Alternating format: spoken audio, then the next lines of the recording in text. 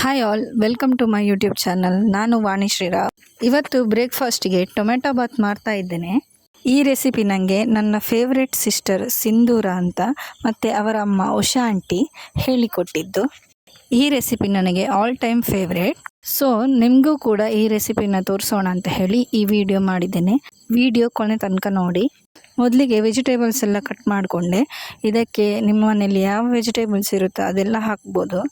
ನಮ್ಮಲ್ಲಿ beetroot, tomato, beans ಮತ್ತು carrot, ಆಲೂಗಡ್ಡೆ ಇತ್ತು. ಅಷ್ಟನ್ನು ಕಟ್ ಮಾಡಿಕೊಂಡೆ. ಹಸಿಮೆಣಸು ಇದಕ್ಕೆ ಆಪ್ಷನಲ್, ಬಟ್ ನಾನು ಎರಡು ಇರಲಿ ಅಂತ ಹೇಳಿ ಹಾಕಿಕೊಂಡೆ. ಮನೆಯಲ್ಲಿ ಕ್ಯಾಪ್ಸಿಕಮ್ ಮತ್ತು ಗ್ರೀನ್ ಪೀಸ್ ಇದ್ದರೆ ಅದನ್ನು ಹಾಕಿಕೊಂಡ್ರೂ ಕೂಡ ಚೆನ್ನಾಗಿರುತ್ತೆ.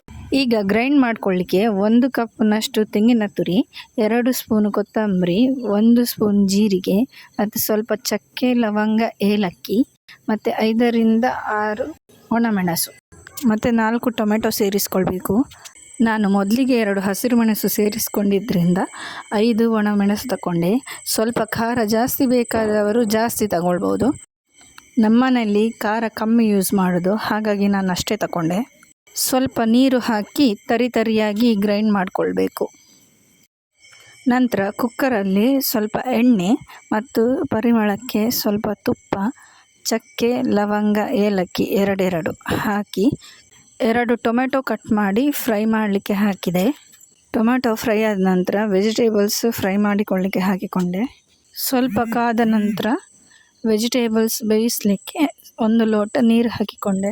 ವೆಜಿಟೇಬಲ್ಸ್ ಬೇಯಲಿಕ್ಕೆ ನೀರು ಹಾಕಿದ್ದಕ್ಕಿಂತ ಮೊದಲು ಕೂಡ ಈ ಗ್ರೇವಿನ ಸೇರಿಸಿ ಹಸಿ ಪರಿಮಳ ಹೋಗುವ ತನಕ ಕೈಯಾಡಿಸಿ ನಂತರ ನೀರು ಹಾಕಿಕೊಳ್ಬೋದು. ನಾನು ಹರಿಯಲ್ಲಿ ಮುಂಚೆ ಸೇರಿಸ್ಕೊಂಡೆ, ಆದರೂ ಪರವಾಗಿಲ್ಲ. ಅಕ್ಕಿ ಹಾಕೋದಕ್ಕಿಂತ ಮುಂಚೆ ಸರಿಯಾಗಿ ಕುದಿಸ್ಕೊಂಡ್ರೆ ಅದರ ಹಸಿ ಪರಿಮಳ ಹೋಗುತ್ತೆ. ರುಚಿಗೆ ತಕ್ಕಷ್ಟು ಉಪ್ಪು ಹಾಕಿ ಮತ್ತೊಮ್ಮೆ ಸರಿಯಾಗಿ ಕುದಿಸಬೇಕು. ನಂತರ 1.5 ಕಪ್ ಆಗುವಷ್ಟು ಬೆಳ್ತಿಗೆ ಅಕ್ಕಿ ಸೇರಿಸ್ಕೊಂಡೆ. 1.5 ಕಪ್ ಊಟದ ಅಕ್ಕಿಗೆ ನಾನು 3 ಲೋಟ ನೀರು ಹಾಕಿಕೊಂಡಿದ್ದೇನೆ.